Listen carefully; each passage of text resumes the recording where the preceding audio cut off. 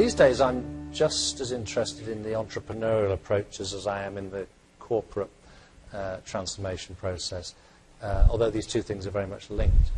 And so, when we look at what's going on in Africa and Latin America and many other places, what gives me hope is that there is a kind of flourishing of an entrepreneurial spirit that may lay the ground for the growth of new forms of business organisation in the future, which may not sort of conform to the sorts of organisations we've had in the past.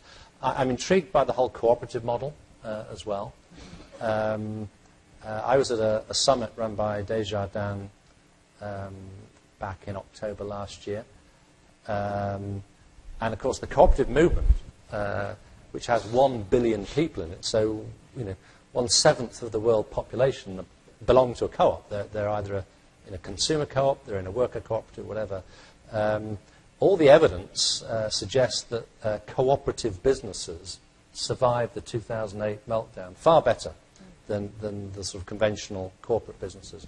And so you have people like McKinsey now producing assessments of cooperation as a model for doing things differently and transforming how business works. And so all of that takes me to a place that says, corporations have got to transform, and we need people within corporations who can work the systems. But certainly the evidence of the last 10 years is that that's slowed down a bit.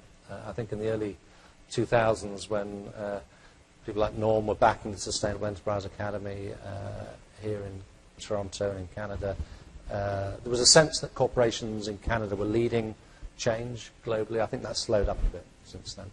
And so I think now, if I'm sort of appealing to business students and people who want to drive business endeavor in the future, I'm inclining more to the disruptive, to the entrepreneurial outside the corporate system. I'm inclining more to the sort of social enterprise space, the cooperative space, which I think potentially has more opportunities embedded within it for transformation. So how do we become disruptive and entrepreneurial within business organizations which may not look like corporate Canada today?